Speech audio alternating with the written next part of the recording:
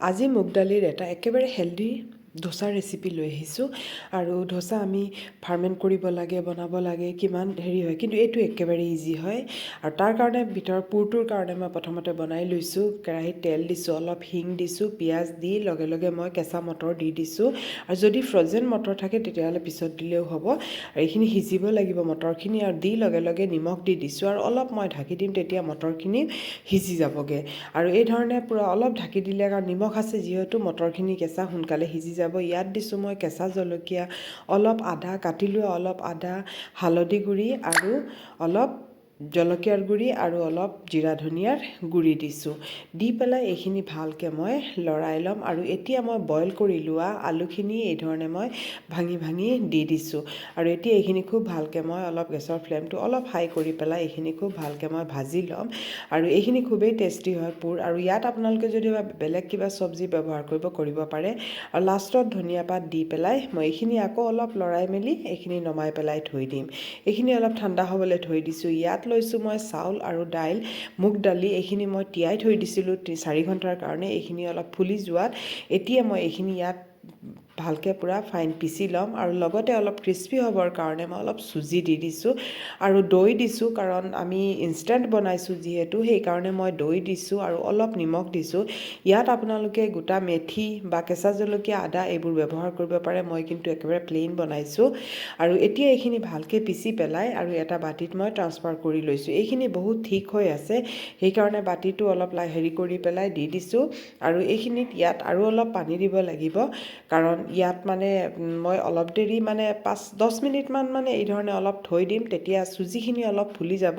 আকৌ বেছি দেৰিত হ'লে আকৌ ক্ৰিস্পি নহ'ব কাৰণ চুজিখিনি বেছি কোমল হৈ গ'লেও কিন্তু ক্ৰিস্পি নহ'ব সেইকাৰণে 10 মিনিটমান থৈ দিম আৰু বা লগে লগেও বনাব পাৰে কোনো কথা নাই আৰু এতিয়া এইখিনি ভালকৈ মই গুলি ল'লোঁ আৰু পানী হেৰিটো এতিয়া অলপ দি লৈছোঁ তাৰপিছত এতিয়া টাৱাখন মই বহাই লৈছোঁ ধোচা টাৱা হয় এইখন বহাই পেলাই ইয়াত মই অলপ তেল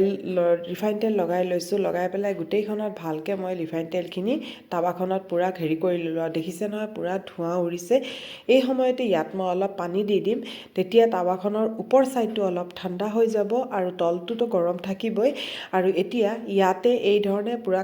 কটন কাপোৰ এখন দি পূৰা ভালকৈ মচি ল'ম তাৰপিছত ইয়াত মই ধোচাখিনি বেটাৰটো ইয়াত দি ল'ম আৰু যদি বেছি আপোনালোকে পাতল খাব বিচাৰে তেতিয়াহ'লে ইয়াত আৰু অলপ পানী দি পেলাই বেলেঞ্চ কৰি ল'ব মানে একেবাৰে পাতল কৰি ল'ব মই অলপ ডাঠকৈ বনাইছোঁ আৰু এতিয়া এইখিনি মই অলপ বহাই পেলাই আৰু এতিয়া অলপ মই চাম মানে যদি ওপৰটো টান হৈ গৈছে সেই সময়তে অলপ ৰিফাইন তেল বা ঘিউ দি দিব আৰু ছাইডবোৰত এই ধৰণে লগাই দিব তেতিয়া খুব সোনকালে উঠি আহে আৰু এয়া চাওক খুব ধুনীয়াকৈ হেৰি হৈ গৈছে অলপ ছাইডবোৰ প্ৰথমখন বনাওঁতে অলপ মানে লাগি ধৰে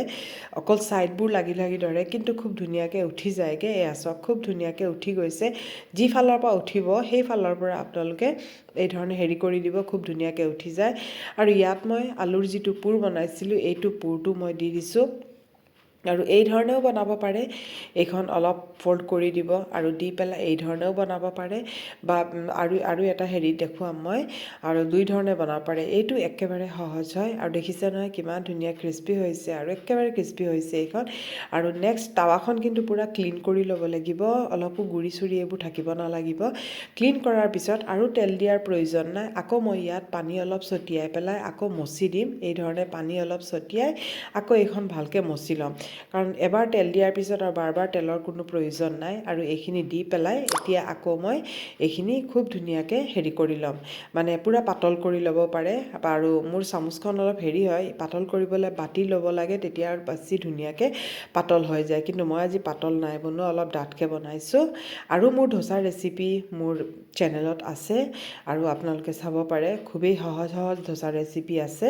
আৰু এতিয়া যেতিয়া এখন টান হৈ গৈছে সেই সময়তে মই অলপ অইল লগাই লৈছোঁ আৰু এয়া চাওক এইখন প্ৰথমখন অলপ লাগি ধৰে কিন্তু ছেকেণ্ডখন দেখিছে নহয় খুব ধুনীয়াকৈ উঠি গৈছে এয়া চাওক খুব ধুনীয়াকৈ উঠি গৈছে দেখিছে নহয়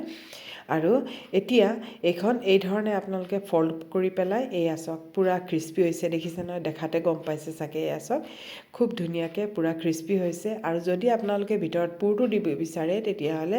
ইয়াতে এয়া আপোনালোকে পুৰটো দি পেলাই আৰু তাৰপিছত আপোনালোকে ফল্ড কৰিব পাৰে মই দেখাবলৈ লৈছিলোঁ যে পূৰা ক্ৰিস্পি হৈছে আৰু মানে এই ধৰণে আৰু পাতলকৈ হ'লেওতো আৰু ক্ৰিস্পি হ'ব এই ধৰণে পূৰা ক্ৰিস্পি হৈছে আৰু এতিয়া এইখন নমাই ল'ম এয়া আমাৰ